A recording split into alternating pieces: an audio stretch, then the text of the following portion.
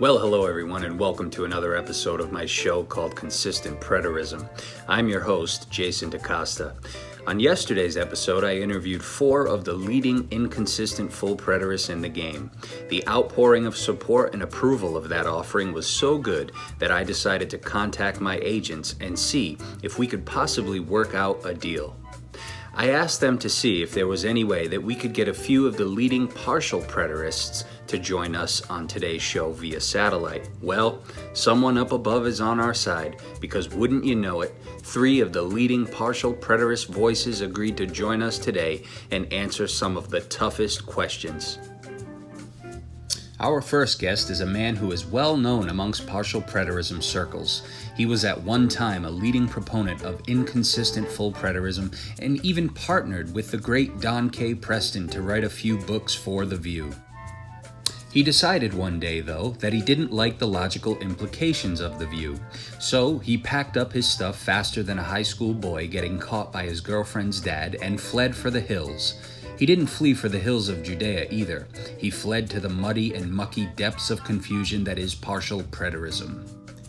His daily responsibilities include working at Ace Hardware, who, by the way, needs to up their dental coverage based upon the look of Sam's front teeth. At nighttime, you can catch Sam dressing up like a Catholic priest and standing behind a pulpit in his basement. Ladies and gentlemen, it is my pleasure to introduce you to the godfather of goofiness, the captain of confusion, Mr. Sam Frost. Sam, welcome to the show, sir. Well, thank you for that flattering introduction, Jason. I certainly appreciate you having me on your show today. My pleasure, Sam. Let's get right into it, shall we? It's no secret that many years ago you up and left the full preterist community and caused quite the shitstorm in the process. Tell us, Mr. Frost, what is the central reason why you suddenly decided to leave a view that you invested many years and much effort into promoting?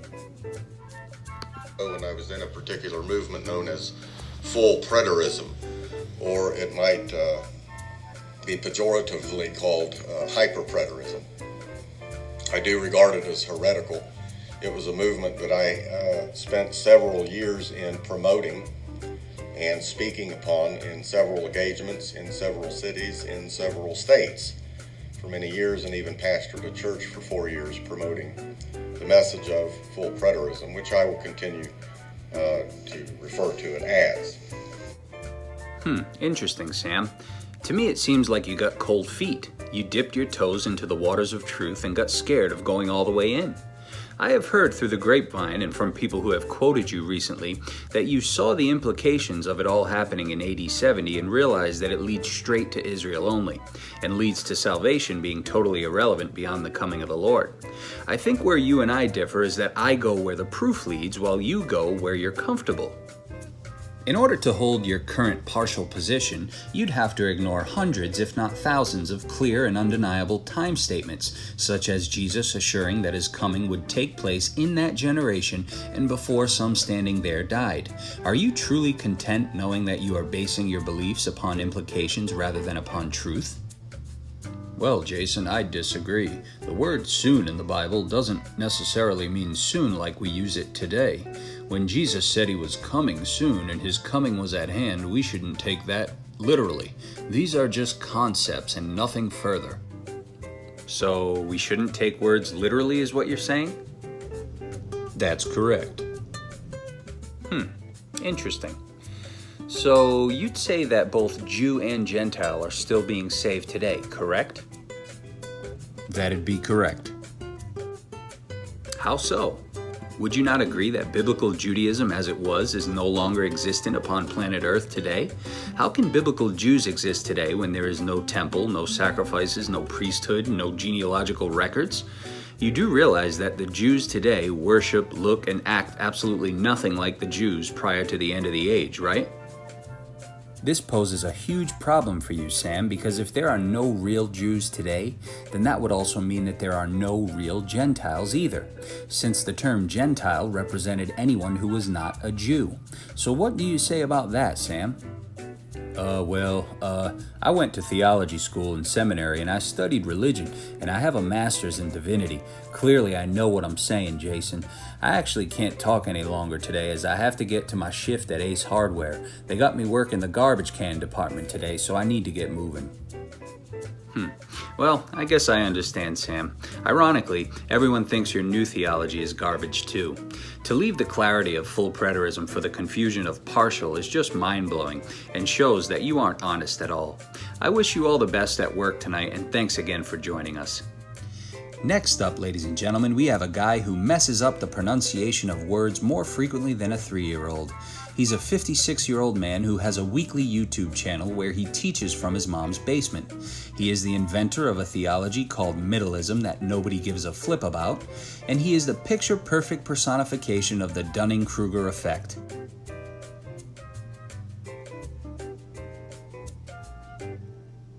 The Dunning-Kruger effect is when a person who is severely lacking in the IQ department is personally and totally convinced that they are extremely intelligent. The truth is, Whitsett couldn't find his way out of his own driveway without a map, but he is certain that he is Charles Spurgeon reincarnated. Whitsett is a self-proclaimed opposer of full preterism, even though the full prets beat him up worse than the time Danny the Karate Kid crane-kicked bully Johnny Lawrence in the face. When he is not butchering the Bible gruesomely, he enjoys cooking in his spare time. He's the only guy who somehow manages to get more thumbs down than actual views on his YouTube videos. Ladies and gentlemen, let's give a warm welcome to the dyslexic preacher himself, Mr. Stephen Whitsett. Stephen, welcome to the show, sir, and please tell us a little bit about yourself. I have no sidekicks, and I'm not the president of any kind of research institute. Just a simple Bible scholar and theologian with my whole heart given to Christ over for apologetics and answering the preterist paradigm from a futurist perspective. Not a partial preterist, and I'm not a dispensationalist, and I've got that in my other videos. I explain exactly my position. So in a sense, I am quite different than most people who even deal with or talk to or even mess with preterists. Well, thank you, Stephen, but that was a little confusing, and honestly, your words were a little jumbled and crammed together, so I struggled to catch the gist of what you were actually saying. Anyways, I think the argument of many people is that you tend to answer questions with answers that are totally irrelevant and really all over the place, almost as if you are diverting because you understand you can't answer the questions. I hope that this isn't the case today. Stephen, would you please explain to us what Jesus meant when he said he would return in that generation and before some standing there died? Was this not the final coming of Jesus? And if not, why not? I'm kind of a little bit ticked off at the continual comments that I get from people about, you need to go study, you need to go do this, you don't understand this, and you don't understand that. And I find it kind of absolutely fascinating that they say, I need to go study, but then when I go and study, they tell me, well, all you're doing is being indoctrinated. That doesn't count for anything. You got to study the Bible without people and other kind of stupidity. I'm gonna lay this kind of out and make it real simple. And of course, these attitudes come people from churches of Christ. And I'm going to sit there and tell you right off the bat, it's the silliest thing in the world. It's not scholarship. But they want to pride themselves on being Bereans, where they come and they study the Word together, but without any real education that tells them or lets them know or informs them on how to study. I'll explain that in a little bit. Huh? Stephen, did you even hear my question? Your answer made no sense. You didn't even come within the galaxy of answering my question. Wow, this is painful. Let's try this. Stephen, can you explain to us what your view middleism actually is? Middleism is a word that I kind of put together and coined. I think I've heard it before some other places, but I'm specifically using it here concerning eschatology in a way to differentiate from different other forms, such as dispensationalism and preterism. But most importantly, it is the classical historical premill return of Christ is what I am talking about and what I am presenting to you. Now, middleism, course, it was created tongue-in-cheek, and its purpose was to separate from dispositional teaching and partial preterism. Yeah, sorry to cut you off there, Stephen, but I think we've all heard enough. In an effort to save our brain cells, we're just going to have to stop you right there and move on to our next guest. I thank you sincerely for joining us on the show. Our next guest, ladies and gentlemen, is a disgruntled Canadian who resides somewhere in Nova Scotia. This gentleman hasn't cracked a smile since 1993, despite his claims of being filled with the joy of the Holy Spirit. Many people say he resembles Popeye the Sailor Man, just without the muscles. His YouTube channel is chock full of strange videos of him in a dark room staring creepily at the camera while maintaining a constant scowl the entire time and teaching the Bible.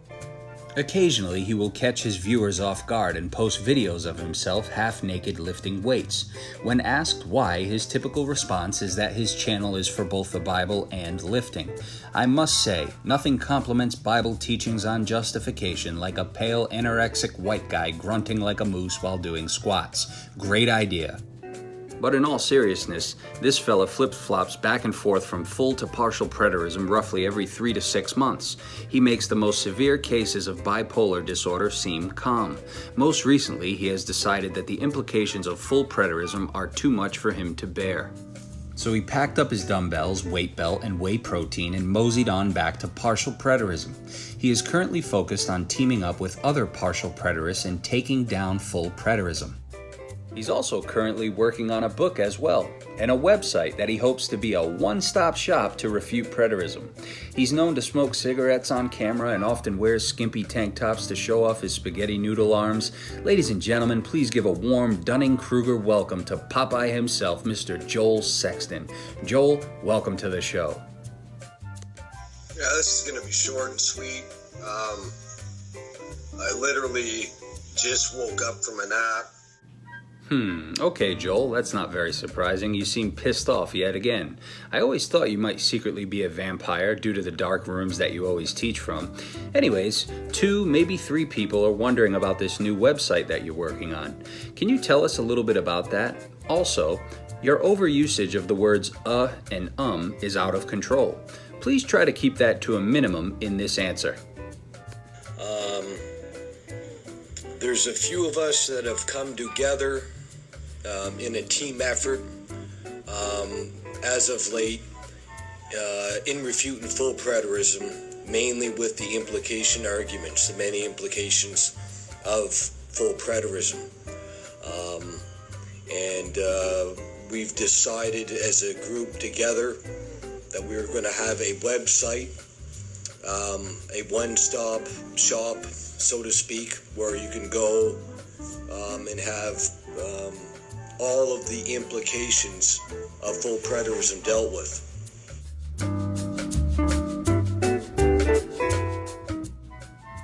Wow, Joel, that's fascinating. So basically, it's a one-stop shop where people can go if they want to read a handful of different people who all have erroneous beliefs that ignore all time statements, audience relevance, common sense, and logic. Awesome. I'll be sure to not check that out. Joel, on another note, why is it that you use the phrase so on and so forth so much in your teachings? Many people believe it's because you recognize you are in over your head and you use the phrase to sort of bail yourself out of shitty situations. Is this accurate?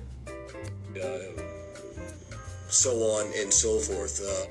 Ah, yes, Joel, just as I suspected. Well, that's going to do it for our time today. I thank you for taking time away from sucking the blood out of those corpses that you keep in the living room there, and for joining us today. We all will be sure to not check out your new website and book. Well, folks, it's been another great episode here on Consistent Preterism. It's really amazing that all of these Bible minds, however peanut-sized they may be, are willing to come on the show and share their views. A wise man once said that a half-truth is just a whole lie, and I couldn't agree more.